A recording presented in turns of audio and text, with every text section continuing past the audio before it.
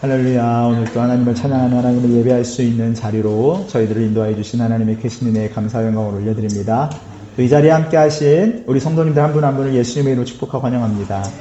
기쁘시죠? 룻기 말씀이 아니라 다른 본문의 말씀입니다. 룻기 말씀을 꽤 오랫동안 살펴봤는데 오늘은 종려주일이기 때문에 이 종려주일이라는 것은 어떤 주일입니까? 예수님께서 예루살렘으로 입성하시는 때를 기념하여서 많은 사람들이 종려나무가지를 흔들면서 주님을 환영했잖아요. 그래서 그것을 기념하는 주일입니다. 그래서 오늘 본문의 말씀은 그 예수님께서 예루살렘으로 입성하시는 그 종려주일의 모습을 본문으로 삼게 되었습니다. 근데 저는 오늘 이 본문 말씀을 보면서 한 가지 사자성어가 떠올랐습니다. 그 사자성어는 여러분이 다 알고 있는 한자 성어입니다. 그것은 무엇입니까?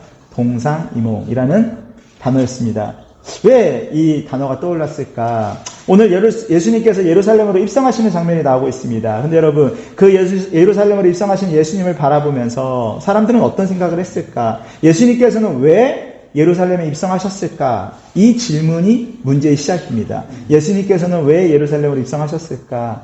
여러분, 예수님 왜 예루살렘에 입성하셨을까요? 어떤 사람이 이렇게 생각했을 것입니다. 예수님께서 예루살렘에 입성하셔서 내 직장이 좀 더 높은 연봉과 좀 더 좋은 복지 가운데 내 삶이 조금 더 평안해지고 안정해졌으면 좋겠다. 예수님이 그러한 내 삶을 위해서 예루살렘에 들어오시면 좋겠다. 라고 생각하는 사람도 있었을 것입니다. 또 어떤 사람은 어떤 생각을 했을까요? 예수님을 보면서 내가 사업을 하고 있는데 그 사업이 대박이 나고 내 사업이 좀 잘 풀려서 내가 이 땅에서 좀 성공하는 인생, 걱정 없이 평안한 인생, 좀 더 풍요로운 인생을 살았으면 좋겠다. 예수님이 그러한 삶을 좀 이루어주셨으면 좋겠다라는 마음을 가지고 예수님께서 예루살렘의 입성을 기다리고 있는 사람도 있었을 것입니다. 또 어떤 사람이 이런 생각을 했겠죠. 예수님이 예루살렘에 들어오시면 내 자녀, 우리 자녀가 좀 더 좋은 대학에 들어갈 수 있지 않을까요? 예수님 때문에 내 아이가 좋은 대학에 들어가고 좋은 배우자를 만나서 정말로 이상적인 가정을 이루고 다른 사람들보다는 조금 더 행복한 삶을 살았으면 좋겠습니다. 우리는 어쩌면 우리의 자녀들을 위해서 예수님이 예루살렘에 입성하셨으면 좋겠다라는 마음을 가진 사람도 있었을 것입니다. 또 그 많은 사람들 중에 또 어떤 사람이 있었을까요? 어떤 사람들이 간절한 마음이 있었을 것 같아요. 이런 마음이죠. 예수님, 제 몸이 너무 병들었습니다. 예수님, 제 마음이 너무 병들었습니다. 예수님이 예루살렘에 들어오셔서 내 병든 몸과 마음을 좀 치유해 주시고 회복해 주십시오. 라는 꿈을 가지고 예수님이 예루살렘에 들어오기를 꿈꿀 수도 있지 않겠습니까? 그 중에는 영적인 사람도 있었을 것입니다. 그런 영적인 사람은 조금 더 영적으로 생각했을 거예요. 예수님 예루살렘에 들어오시면 우리 교회가 아니면 내 신앙생활이 질적으로나 영적으로나 좀 더 풍성해졌으면 좋겠습니다. 좀 부흥했으면 좋겠습니다. 라는 꿈을 가지고 예수님의 예루살렘 입성을 꿈꾸고 소망했는 사람도 있었을 것이라는 것이죠. 이렇게 우리는 각자가 원하고 바라는 대로, 꿈꾸는 대로, 우리가 믿는 대로 예수님의 예루살렘의 입성을 소망하고 기다리고 있었다라는 것입니다. 이 사람들이 누굴까요, 여러분? 지금 이렇게 생각하고 있는 사람들이 누굴까요? 바로 오늘 본문 후반절에 나오고 있는 무리들의 모습입니다. 오늘 본문 말씀을 보겠습니다. 마가복음 11장 8절에서 10절까지의 말씀입니다. 함께 읽도록 하겠습니다. 시작. 겉옷을 깔아드렸고 또 어떤 사람들은 들에서 나뭇가지를 앞서가는 사람들과 뒤따가는 사람들이 외쳤습니다.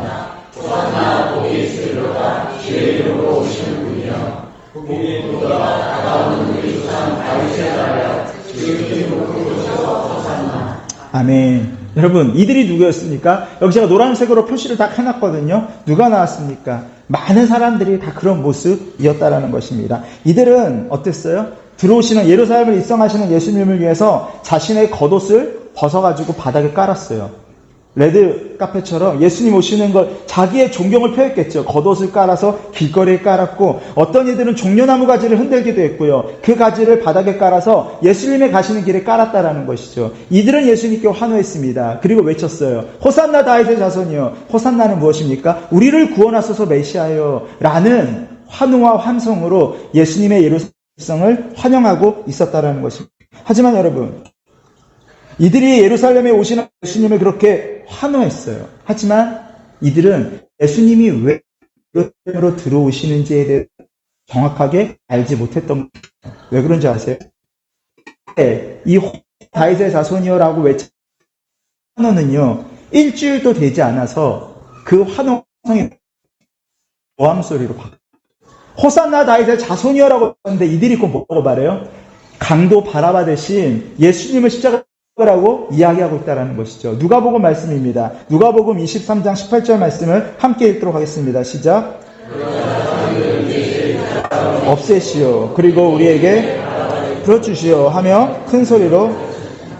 여러분, 왜 이들은 일주일도 채 지나지 않은 시간들 속에서 똑같은 그 사람들, 그 무리들이요, 호산나 다윗의 자손이요라고 외쳤던 그들이 왜 순식간에 바나바 대신 예수를 십자가에 못 박으라고 외치는 고함 소리로 바뀌게 되었던 것일까요? 그 이유는요, 자신들이 원하고 바라고 꿈꾸던 예수님의 모습이 아니었기 때문이었습니다.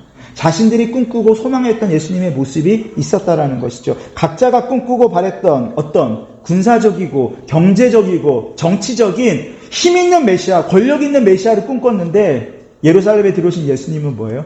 그러한 모습이 아니었던 거예요.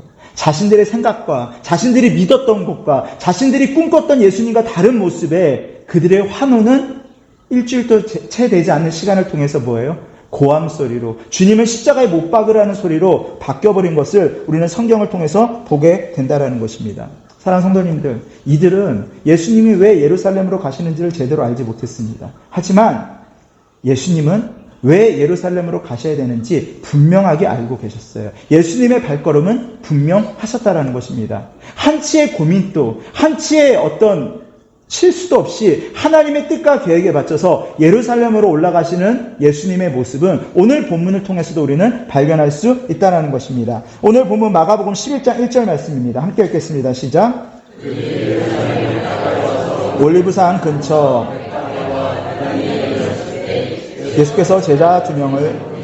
여러분, 올리브산은 다 아시죠? 감난산이에요. 예루살렘과 가깝고 예수님이 기도하셨던 산이기도 합니다. 예루살렘이 아주 가까운 산이었어요. 베다니는 어떤 지역이었습니까? 예루살렘의 근처에 있었던 동네예요. 부유한 동네는 아니지만 예루살렘에 살 수 없는 사람들이 살았던 가난한 사람들이 모였던, 우리가 잘 아는 사람이 있어요. 예수님의 절친들이 살고 있었던 곳이에요. 누구였을까요? 마리아와 마르다 자매와 나사로, 그 3남매가 살던 데가 베단이었어요. 예루살렘 근처의 집이었습니다. 벳박에는 아직 익지 않은 무화과 나무란 뜻을 가지고 있고요, 베다니보다는 예루살렘에서 조금 더 떨어진 지역이에요. 어쨌든 중요한 것은 무엇일까요? 예수님께서 이제 예루살렘 근처까지 도착하셨다는 것입니다. 그리고 나서 11장 2절 3절 말씀을 함께 읽어보도록 하겠습니다. 읽겠습니다. 시작.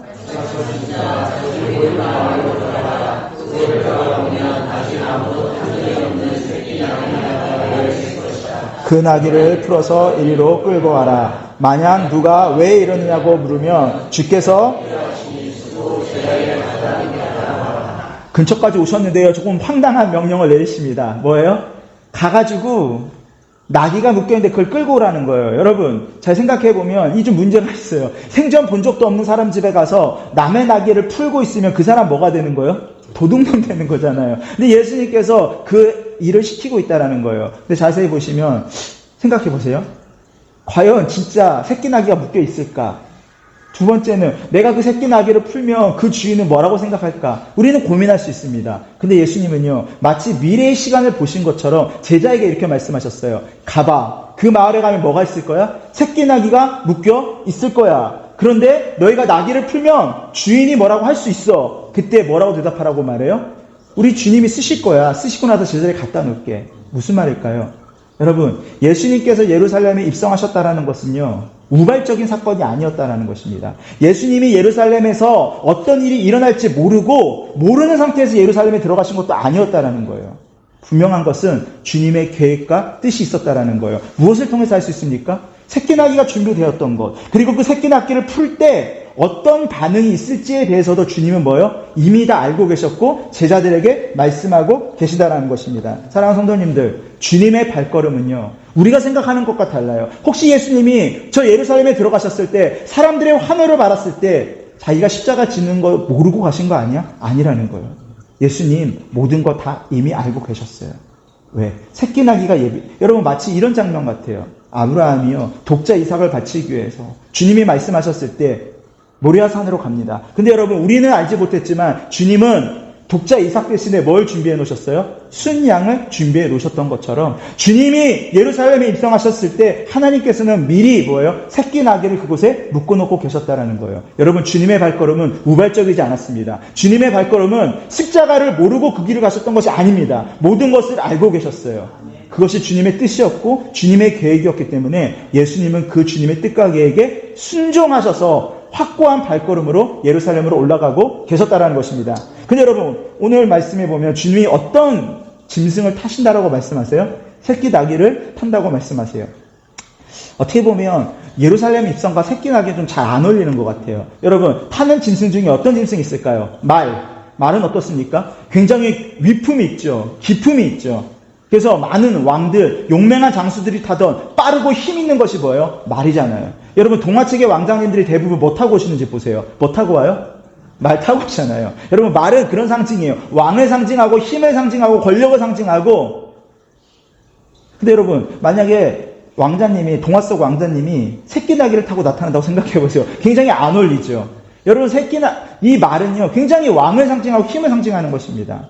근데 예수님은 말이 아니라 새끼 나귀를 타셨어요. 또 이스라엘에 노새가 있어요. 노새는요, 이스라엘의 산악지대, 그리고 이스라엘의 지형에 잘 어울리는 짐승이었습니다. 힘이 있었거든요. 힘이 센 짐승이 노새였어요. 실질적으로 다윗 왕은 그 자신이 국정을 돌아볼 때 노새를 타고 다녔다는 이야기가 있고, 솔로몬이 다윗 대신 왕이 되었을 때 솔로몬을 노새에 태웠다는 말씀도 있어요. 자, 열왕기상 1장 38절 말씀, 노란색 부분 한번 읽어보겠습니다. 시작. 기온으로 데려갔습니다. 무슨 말이에요? 그 당시에 이스라엘 왕이 종종 타던 것이 뭐였어요? 노새였다라는 것입니다. 또 우리가 잘 아는 탈 수 있는 동물 또 뭐가 있을까요? 낙타. 여러분, 낙타, 우리 사막 지역에 사는 게 낙타 잘 아시죠? 낙타 몸집도 크고 좋잖아요. 근데 낙타는 물론 이스라엘 지역에는 좀 잘 안 맞아요. 도심 지역에는. 낙타는 사막과 광야 지역에서 다닐 수 있는 짐승이었죠. 어쨌든 분명한 것은 이 당시에 사람들이 새끼 나귀는 탈 것으로 잘 사용하지 않았다라는 거예요. 힘도 없고 지속성도 없었기 때문에 새끼 나귀는 본래 사람들이 잘 안 타고 다니던 짐승이었어요. 그런데 예수님께서는 무엇을 타셨습니까? 새끼 나귀를 타고 예루살렘에 입성하고 계시다라는 것입니다. 왕이 타는 말, 노새, 그리고 낙타가 아닌 왜 새끼 나귀를 타고 예수님께서는 어울리지 않게 예루살렘에 입성하셨을까요? 한번 생각해 보셨어요? 새끼 나귀 끌고 와서 예수님이 새끼 나귀에 타시고 예루살렘에 갔을 때 여러분 멋있었을 것 같아요? 개선장군처럼 말을 타고 백마를 타고 가셨을까요? 제가 문학적으로 상상해보면 새끼 나귀를 타신 예수님 발 닿을까 말까 이렇게 약간 우스꽝스럽지 않았을까요? 그 새끼 나귀에 겨우겨우 타셔가지고 예루살렘으로 예수님께서 들어가고 계시는 모습을 한번 생각해 보시라는 것이죠. 하지만 저는 이렇게 생각합니다. 예수님께서 이미 말이 아니라 노새가 아니라 낙타가 아니라 새끼 나귀를 타고 가시면서 우리에게 이미 말씀하고 계신 거예요. 너희가 생각하는 예루살렘 입성이 아니라는 거예요. 너희가 생각하는, 너희가 꿈꾸고 너희가 바라고 너희가 믿는 방식의 예수님의 모습이 아니라는 것을 뭐예요? 새끼 나귀를 타시는 모습을 통해서 이미 우리에게 보여주고 계셨다라는 것입니다. 사랑하는 여러분, 게다가 예수님께서 예루살렘에 입성하신 이 장면은요, 구약의 선지자도 이미 예언하고 있던 말씀이에요. 스가랴 9장 9절 말씀입니다. 함께 읽어보도록 하겠습니다. 시작. 시온에 따라 마음껏 기뻐하여라. 예루살렘에 따라 소리 보아라.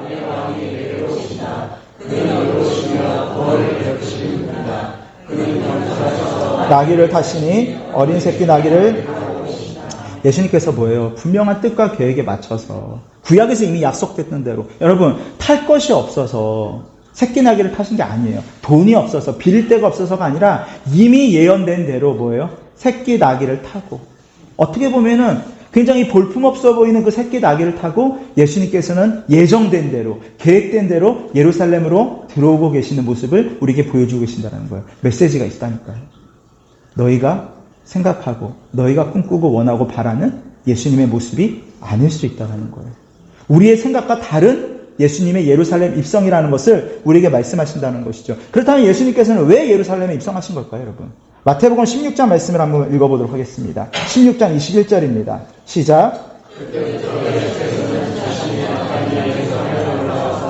장로들과 대제사장들과 율법학자들의 손에 고난을 당해야 할 것과 죽임을 당했다가 3일 만에 다시 살아나야 할 것을 제자들에게 드러내기 시작하셨습니다. 여러분, 예수님께서 예루살렘에 들어가신 이유가 분명하다는 것입니다. 그것은 무엇입니까? 오늘 말씀에 적혀 있는 대로 고난을 당하시고 죽기 위하여서, 그리고 죽음으로 끝나지 않고 3일 만에 부활하시기 위해서 예수님은 뭐예요? 예루살렘으로 올라가셨다는 것입니다. 이 땅에 오신 이유가 뭐라는 거예요? 고난받고 십자가에서 죽기 위해서, 너희를 위해 죽기 위해서 이 땅에 오셨다라고 말씀하신다라는 것입니다. 사랑하는 여러분, 우리가 꿈꾸고 제자들이 생각했던 그런 왕, 정치적이고 경제적이고 뭐예요? 군사적인 메시아가 아니라 예수님은 뭐예요? 죽기 위하여서 이 땅에 오셨고 죽기 위하여서 그 예루살렘을 향해서 걸어 올라가고 계시는 예수님의 모습을 우리에게 보여주신다는 것이죠. 주님은 그것을 분명히 아셨어요. 아셨지만 그것이 뜻이었고 계획이었고, 그래야지만 우리가 구원받을 수 있었기 때문에 자발적으로 그 길을 향하여 나아가셨다는 것입니다. 그런데 여러분, 그러한 예수님의 말씀에 제자들의 반응은 어떨까요? 16장 그 다음 말씀 22절 23절 말씀입니다. 함께 읽도록 하겠습니다. 시작.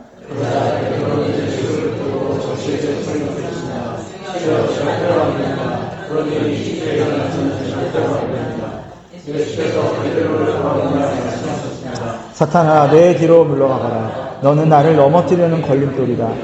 내가 하나님의 일을 생각하지 않고 사람들의 일. 예수님께서는 십자가를 지시기 위해서 예루살렘에 입성하셨는데, 그런데 세상 사람들, 그리고 심지어 제자들도 예수님의 그런 모습을 반대하고 있다는 것입니다.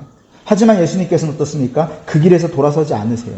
세상 사람들의 이야기를 듣는 것이 아니라, 가까이 있었던 제자들의 말을 듣는 것이 아니라 하나님의 뜻과 계획 가운데 순종하심으로 뭐예요? 하나님의 뜻을 따라가고 있는 것을 보게 됩니다. 사랑하는 성도님들, 우리가 들어야 될 목소리는 무엇입니까? 그것은 많은 사람들의 이야기가 아닙니다. 그것은 가까운 사람들의 이야기도 아닙니다. 우리가 듣고 순종해야 될 가장 명확한 음성은 무엇입니까? 하나님의 뜻이 무엇이고 하나님의 말씀이 무엇인지를 우리는 알아야 되는 것입니다. 물론 생각해요, 여러분. 죄된 인간에게 있어서 우리에게 가장 안정된 장치는 뭐냐면 다수결이라는 방법이죠. 우리가 뭔가를 결정할 수 없을 때는 많은 사람들의 이야기를 따르는 게 맞다고 생각해요. 하지만 여러분, 때로 많은 사람들의 이야기가 진리가 아닐 수도 있다는 것입니다. 성경에도 나와 있죠. 많은 사람들이 찾는 넓은 길, 넓은 문은 뭐예요? 멸망으로 향하는 길이라고 말씀하는 거예요. 그래서 우리는 늘 깨어 있어야 되는 것입니다. 무엇이 하나님의 뜻인지를 분별할 수 있어야 되는 것입니다. 예수님은요, 가까이 있던 제자들의 이야기가 아니라, 사람들의 이야기가 아니라 무엇을 듣는 것입니까? 하나님의 뜻에, 하나님의 말씀에 온전히 순종하고 계시는 예수님의 모습을 발견하게 된다는 것입니다. 베드로를 비롯한 제자들이 생각한 예수님 그렇게 허무하게 죽으시면 안 된다는 거예요, 여러분. 이해가 가지 않으세요? 제자들이 봤을 때 예수님 지금 죽으러 가실 일이 아니라는 거예요. 왜? 제자들이 봤잖아요. 예수님이 어떠한 분인지를 봤잖아요, 여러분. 제자들이 목격했던 예수님이 어떠한 분입니까? 걷지 못했던 사람을 일으키시잖아요. 몸을 움직이지 못했던 중풍 환자가 예수님을 만나니까 뛰면서 집으로 돌아가잖아요. 보지 못했던 자가 보잖아요, 여러분. 여러분, 심지어 몸에서 시체 썩은 냄새가 나는데 나오라고 하니까 나오잖아요, 여러분. 예수님이 어떤 분인지를 목격한 거예요. 그러한 예수님이 허무하게 죽겠다라고 말씀하시는 거, 그들은 받아들일 수 없는 거예요. 자신들이 생각했던 예수님의 모습이 아닌 것입니다. 예수님이 그렇게 허무하게 죽을 일이 아니라고 반대하는 것이죠. 예수님이 십자가 지셔야 된다는 말이 무슨 말인지 이해가 가지 않는 거예요. 그래서 마가복음 10장 37절 말씀 함께 읽어보도록 하겠습니다. 시작. 그 중에 하나는 오른편에. 왜 이런 소리를 했을까요? 그들이 기대했던 예수님의 모습이 있는 거예요. 아, 예수님이 예루살렘 입성하셔서 왕이 되시면 우리 한 자리씩 차지할 수 있겠다. 한마디로 말하면 영의정, 우의정, 하나 국무총리, 국방부 장관을 할 수 있겠다. 왜? 예수님은 그렇게 생각한 거예요. 아, 예수님 따라다니면 우리 한몫 챙길 수 있겠다. 왜? 꿈꾸고 바라고 원했던 예수님의 모습들이 자기 머릿속에 있었던 거예요. 이해하지 못했다는 것이죠. 예수님께서는 새끼 나귀를 타고 예루살렘을 입성하시면서, 그리고 고난받으시고 십자가에 달려 돌아가실 것을 이미 다 알고 계셨어요. 그리고 그 계획과 목적대로 순종하며 그 걸음을 걸어가셨고, 그 예수님을 환호했던 많은 무리들과 심지어 예수님 가장 가까이 있었던 제자들조차도 뭐예요? 서로 다른 생각들을 갖고 있었어요. 여러분, 제가 말씀 초반에 왜 동상이몽으로 시작했는지 보이십니까? 누군가는 예수님의 입성을 보며 어떤 것들을 꿈꿨고, 예수님은 뭐예요? 또 다른 걸음으로 그 길을 향하여 걷고 계셨다는 것. 어쩌면 저는 우리의 신앙도 마찬가지로 생각합니다. 여러분, 우리의 신앙에는 그러한 모습이 없습니까? 우리도 우리가 꿈꾸고 원하고 바라는, 그리고 우리가 믿고 예배하는 예수님의 모습이 있습니다. 근데 여러분, 그 모습이 진짜 예루살렘을 향하여 입성하셨던 그 예수님의 모습이 맞습니까? 아니면 우리가 만들어 놓은, 우리가 직접 돌을 새겨서 만든 우상은 아니지만 우리가 만들어 놓은 예수님, 우리가 생각해 놓은 예수님을 믿고 따르고 바라고 꿈꾸고 있는 것은 아닌지, 우리는 이 무리들을 통해서, 그리고 주변에 있던 제자들을 통해서 우리의 신앙과 우리의 믿음을 점검해 볼 수 있어야 된다는 것입니다. 저는 생각합니다. 베드로가요, 예수님 사랑해서 그 말 한 거예요. 예수님 가지 마세요. 이 말이요, 예수님 진짜 사랑해서 한 말은 분명하다라는 것이죠. 하지만 또한 분명한 것은 뭐예요? 3년 동안 따라다녔지만 아직도 뭐예요? 베드로는 자신의 생각을 내려놓지 못하고 있는 거예요. 이런 것이죠. 예수님을 자신의 생각으로 조정하고 싶은 거예요, 여러분. 내가 꿈꾸던 예수님의 모습으로 조정해 나가고 싶은 거예요. 여러분, 때로 저는 이렇게 생각하거든요. 우리의 종교심이요, 때로는 우리의 열심이요, 때로는 하나님을 조종하려는 마음을 갖고 계신 것은 아닙니까? 그런 생각해 본 적 없으세요? 내가 이렇게 열심히 충성하며, 내가 열심히 이렇게 헌금하며, 내가 열심히 이렇게 무엇하면, 예전에 우리 신앙에 있잖아요. 우리 조상들도 새벽에 정화수 떠다 놓고 열심히 비시면서 뭐라고 말해요? 지성이면 감천인데.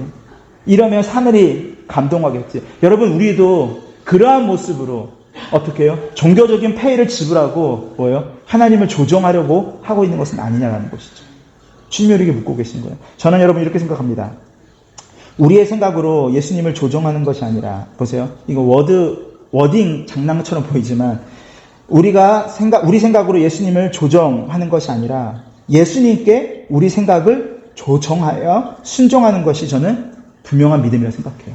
제가 정리한 건데 맞지 않습니까? 예수님을 내 생각으로 조종하려는 것이 아니라 하나님의 뜻에, 예수님의 뜻에 내 생각을 조정해야죠. 그리고 순종해야죠. 여러분, 이것이 진정한 믿음이라는 거예요.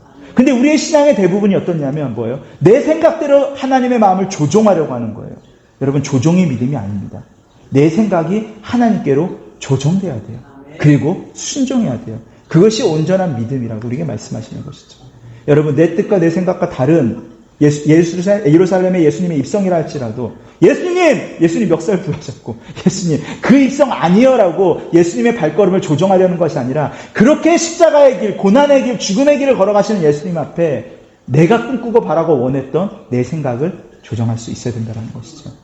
이 시간 예수님을 축복합니다. 저는 이번 고난주간을 통하여서, 우리의 예배를 통하여서 우리의 생각과 우리의 마음이 주님께로 조정될 수 있는, 그래서 순종할 수 있는 믿음이 될 수 있게 되기를 예수님을 축복합니다.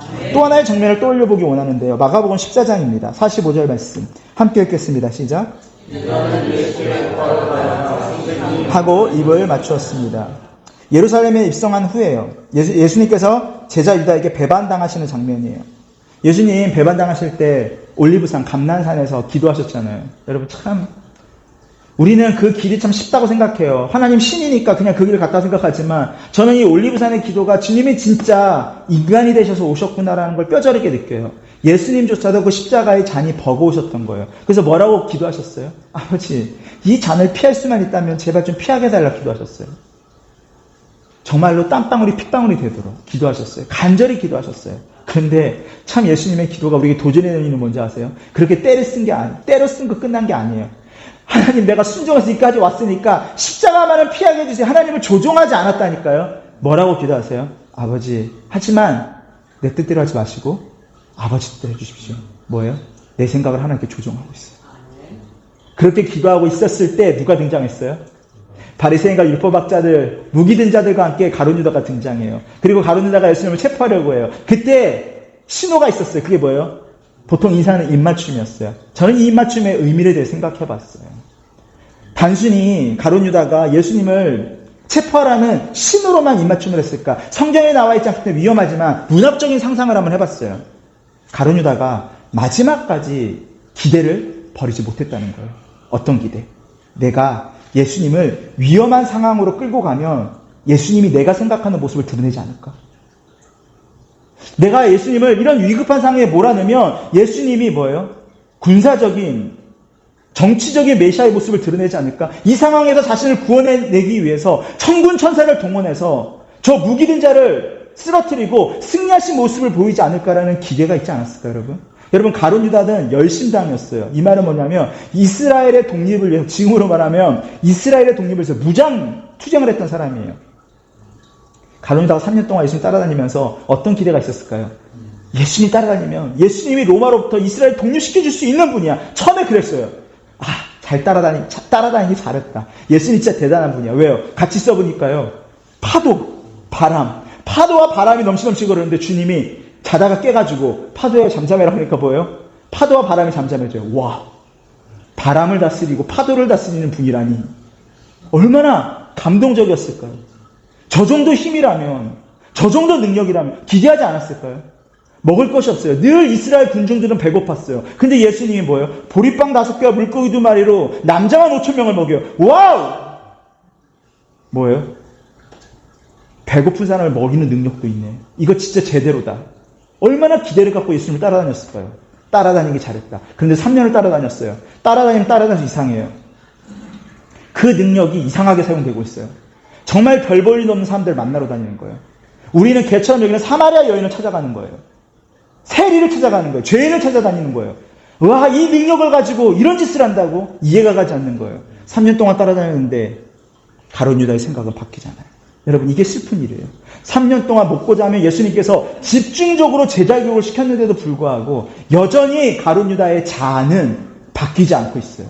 여전히 자기가 생각하는 예수님에 머물고 있어요. 군사적으로, 정치적으로 독립을 이끌 수 있는 능력이 있는 예수님을 꿈꾸는 자신의 생각과 자아를 바꾸지 못한 거예요. 예수님 진짜 이상하다. 나중에는 뭐예요? 300데나리어 되는 그 값비싼 향료를 깨트려서 낭비하고 있는데 예수님이 어떻게 하는 거예요? 그 여인을 칭찬한 거예요. 가룟 유다가 탁 빡친 거예요. 끝이야. 그런데 여러분, 이 감람산에서 마지막 시도를 하고 있는 거예요. 이 입맞춤을 통해서. 위기에 몰아넣으면 마지막으로 능력을 발휘하지 않을까. 근데 여러분, 예수님은 어떻게 하셨습니까? 천군 천사를 동원하는 기적과 이적의 승리를 거부하셨습니다. 하실 수 있었지만 예수님은 고난받고 십자가의 심으로, 그 십자가의 죽음으로 구원하시고 승리하시는 길을 선택하셨다는 거예요. 여러분, 가룟 유다는 끝까지 자신의 생각과 마음을 바꾸지 못했지만 예수님은 끝까지 뭐예요? 하나님의 신실하심을 신뢰하고 선하심을 신뢰하고 십자가의 길, 고난의 길을 선택하신 예수님의 발걸음을 우리는 목격할 수 있다는 것입니다. 사랑하는 성도님들, 우리 안에도요, 그 걸어가셨던 예수님의 발걸음을 막았던 베드로와 같이 마지막까지 입맞춤을 해서 예수님을 내 뜻대로 조종해보려고 했던 가룟 유다와 같은 모습은 없는지 우리는 우리 스스로에게 질문해 봐야 된다는 것입니다. 여러분, 설교는요, 단순히 여러분이 기분 좋아지고 힘없고 위로받는 것이 설교만이 아닙니다. 설교는 매우 불편할 수 있어야 돼요. 정말로 그 질문이 우리의 삶에 굉장히 큰 불편함이 일어날 수 있어야 돼요. 여러분, 우리에게는 예수님의 예루살렘 입성을 가로막았던 베드로와 같은 모습은 없고 가룟 유다와 같은 모습은 정직하게 없는지 돌아볼 수 있어야 된다는 것이죠. 내가 믿고 원하고 꿈꾸던, 내가 생각했던 예수님을 끝까지 포기하지 못했던 베드로와 유다와 같이 우리도 내 자아와 내 생각을 포기하지 못하고 예수님을 조종하려고 하는 모습이 없는지 우리는 정직하게 우리 자신을 돌아볼 수 있어야 된다는 것입니다. 그리고 우리는 이 종료주일, 고난주간 앞에 있습니다. 그리고 예수님을 어떻게 맞이하고 계시는지 우리 스스로에게 다시 한번 질문해 봐야 돼요. 여러분, 종료주일입니다. 오늘도 이 시간에도 예수님은 다시 예루살렘으로 입성하십니다. 그런데 여러분 어떤 모습으로 예수님의 예루살렘 입성을 맞이하고 있습니까? 초반에 말씀드렸던 많은 무리들. 환호하죠. 호산나라고 외치죠. 근데 여러분, 우리도 일주일도 채 지나지 않아서 한 주간의 삶을 살아가면서 우리 또한 예수님을 원망하고 예수님을 십자가에 못 박으라고 외치는 그 군중들과 같은 모습이 우리 안에 있지는 않습니까? 우리는 이 종료주일 고난주간을 맞이하면서 다시 한번 예수님의 예루살렘 입성, 그리고 예수님이 생각하셨던 그 십자가의 길과 우리가 생각하는 예수님의 길이 어떠한 모습인지를 생각해 볼 수 있어야 된다는 것입니다.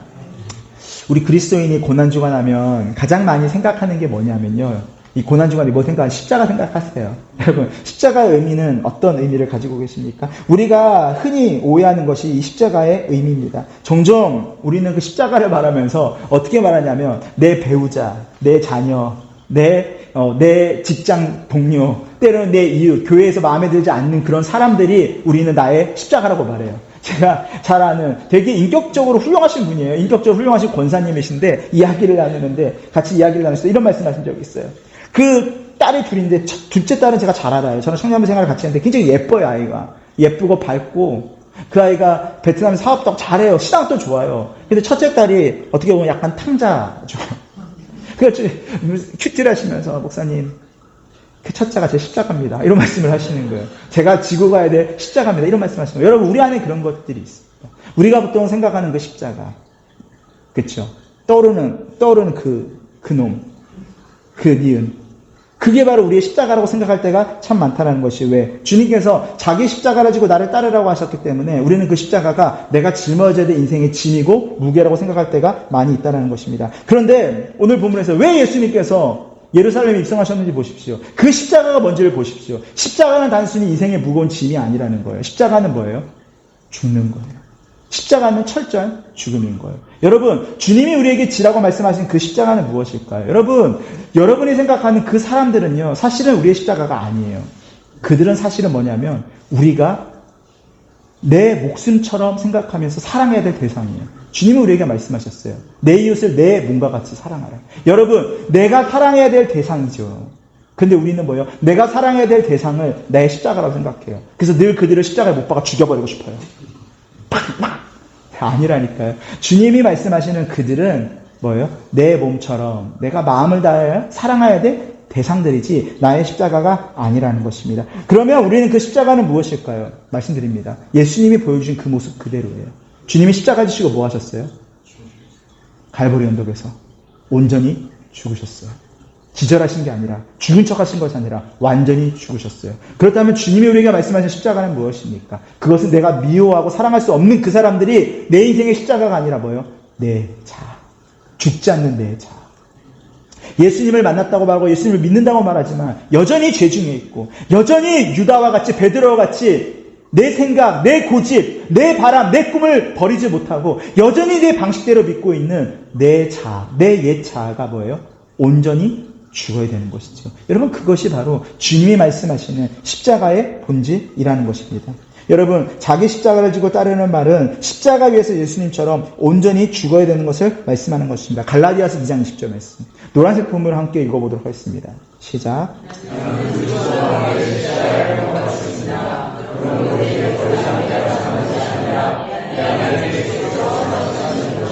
아멘. 여러분, 이게 기독교인 것입니다. 뭐예요? 내가 사는 것이 아니라.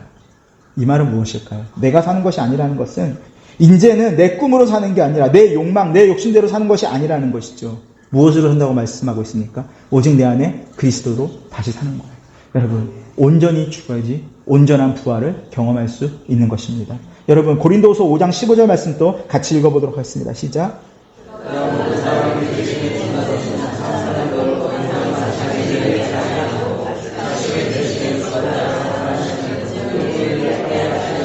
아멘. 여기까지 뵙겠습니다. 뭐예요? 여러분, 온전히 죽어야 되지만 여기서 말씀하고 있잖아요. 죽는 것으로 끝나지 않는 거예요. 어떻게 해요? 다시 살아야죠. 근데 다시 사는데 어떻게 해요? 살아나신 그분처럼. 예수 그리스도의 부활하신 그 예수 그리스도처럼 우리가 다시 살아야 된다라고 우리에게 말씀하고 있다는 것입니다. 사랑하는 성도님들, 십자가는 그런 것입니다. 나의 자아의, 내 옛 자아의 온전한 죽음.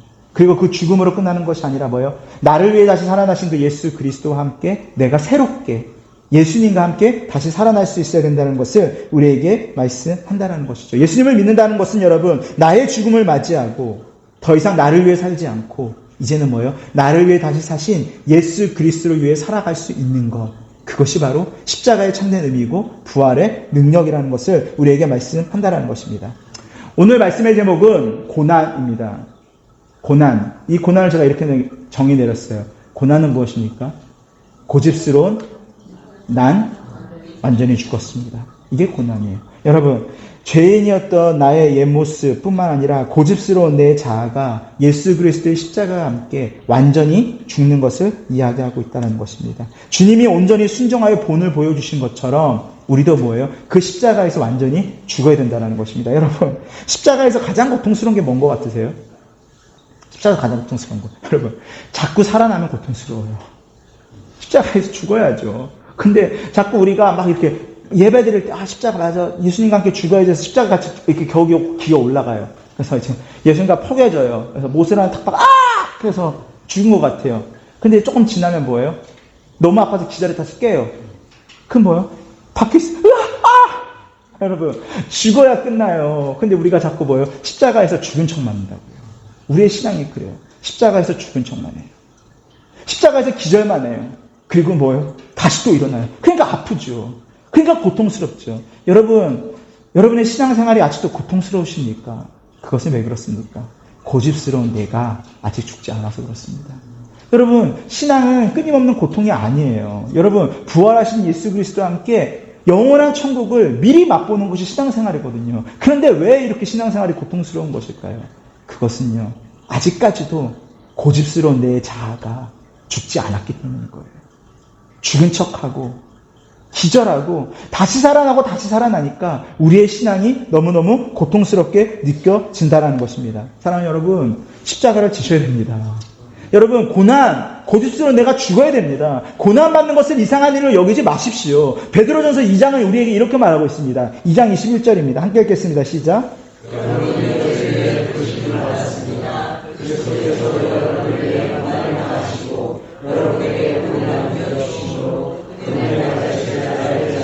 아멘.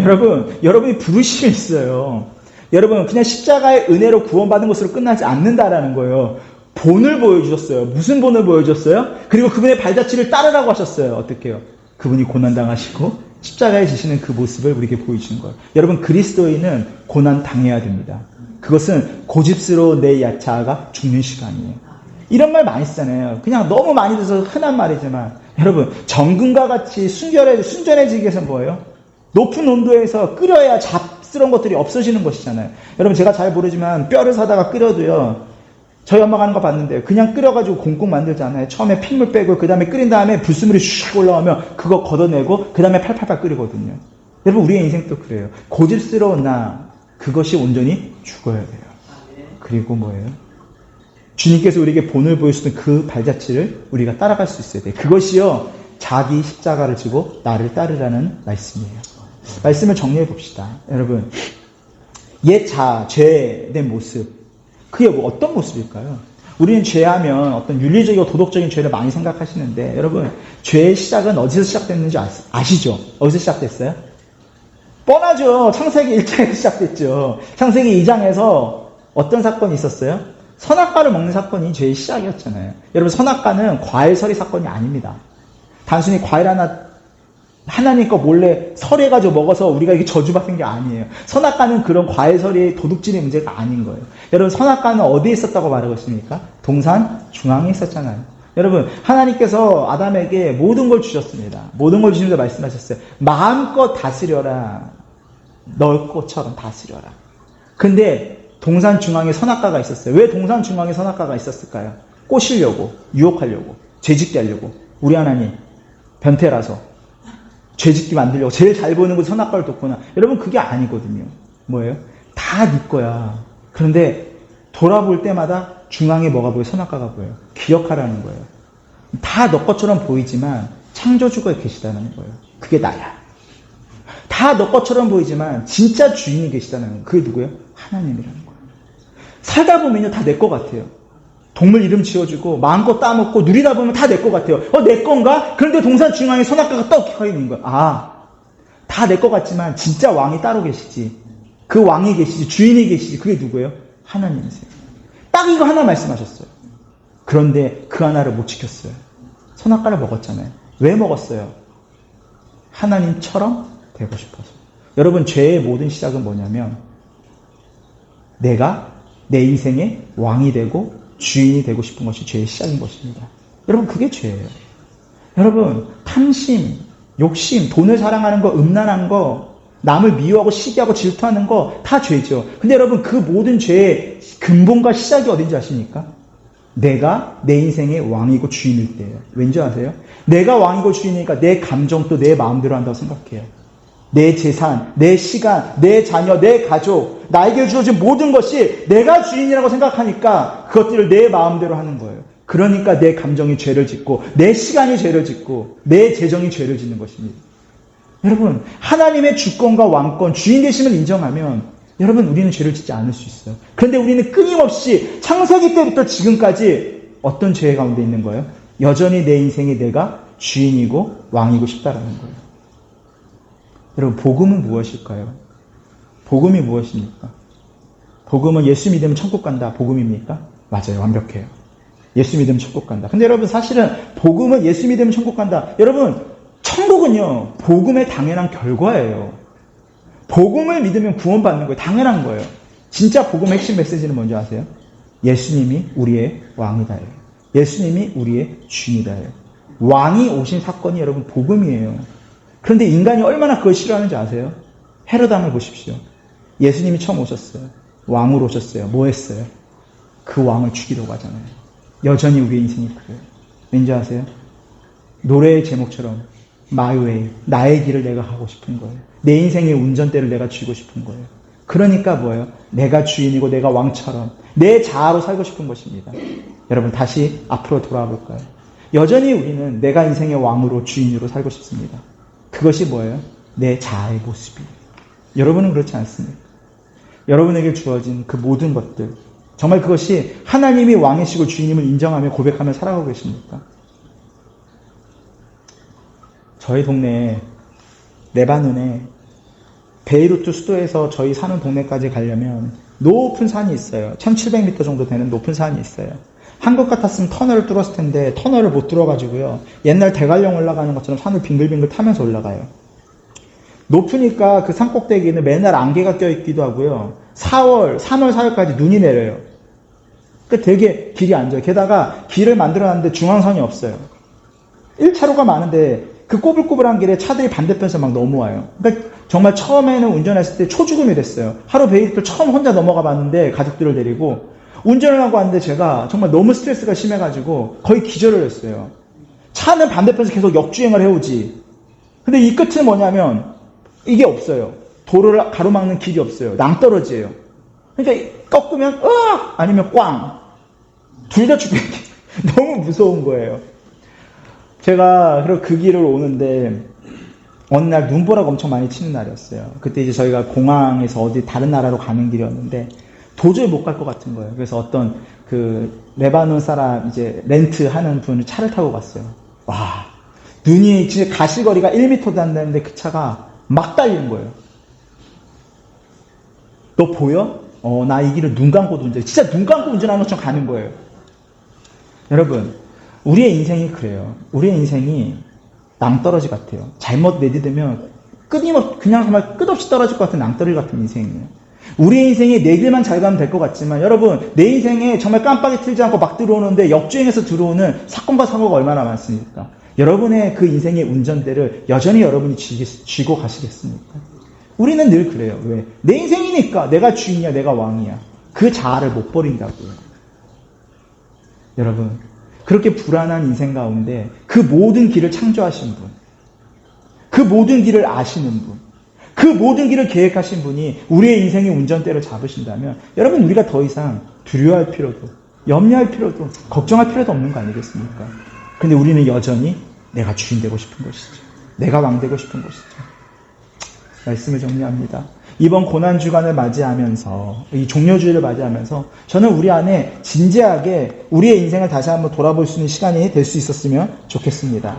이번 한 주 우리의 감정, 우리의 재정, 우리의 가족, 자녀, 우리의 마음들, 우리의 모든 것들을 정말 내가 주인 되고 내가 왕이 되어서 내 욕심대로, 내 욕망대로, 내 생각대로, 내 뜻대로 조종하면서 사는 한 주의 삶이 아니라 정말로 내가 가진 모든 것들을 진짜 내 왕에게 내어드리는 건 어떨까요?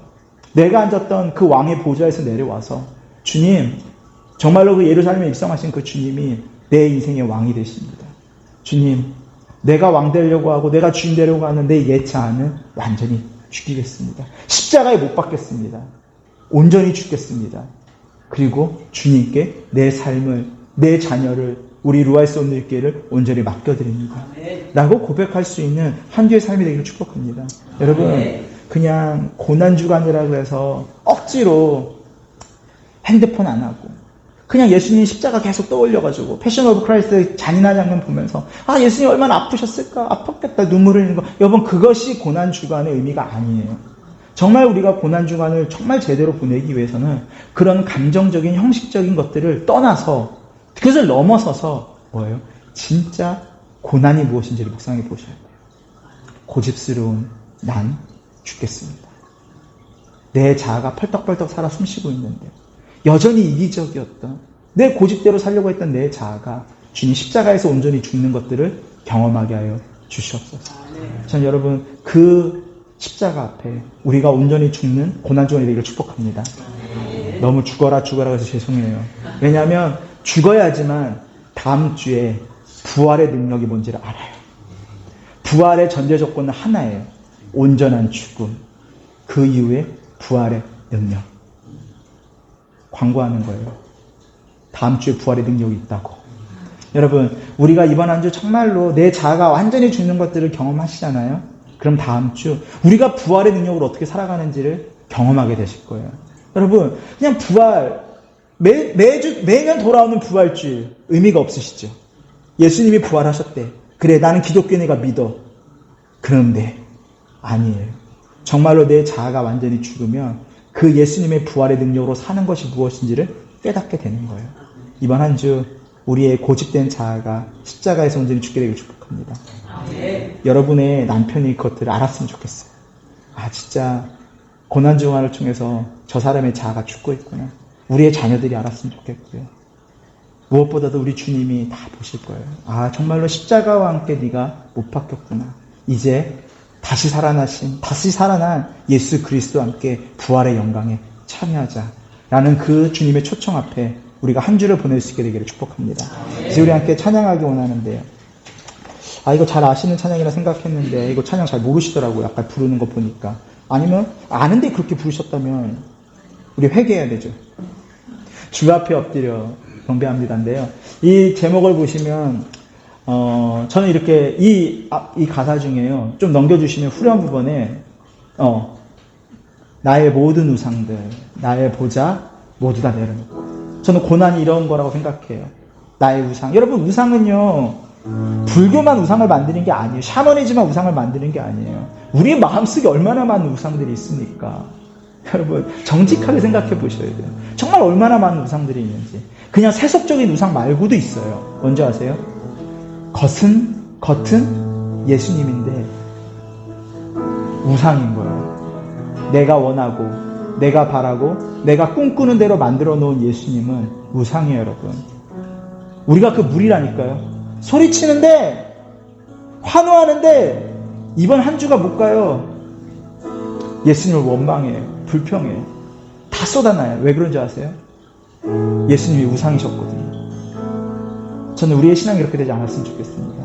하나님, 나의 모든 우상들을 내려놓고 예수님이 왜 예루살렘에 입성하셨는지, 나를 살리고 나를 구원하시기 위해서 죽기까지 그 십자가의 길을 순종하셨던 것처럼 하나님의 마음을 조종하는 것이 아니라 하나님의 마음에 그 생각을 조정하셨던 것처럼 하나님, 이번 한 주 나의 모든 우상들을 내려놓고 내가 왕으로 있었던 보좌, 내가 주인으로 있었던 그 보좌, 내 마음대로 조정하려고 했던 내 모든 인생을 내려놓고 주님 앞에 온전히 나아가는 이번 한 주의 삶이 되게 하여 주시옵소서.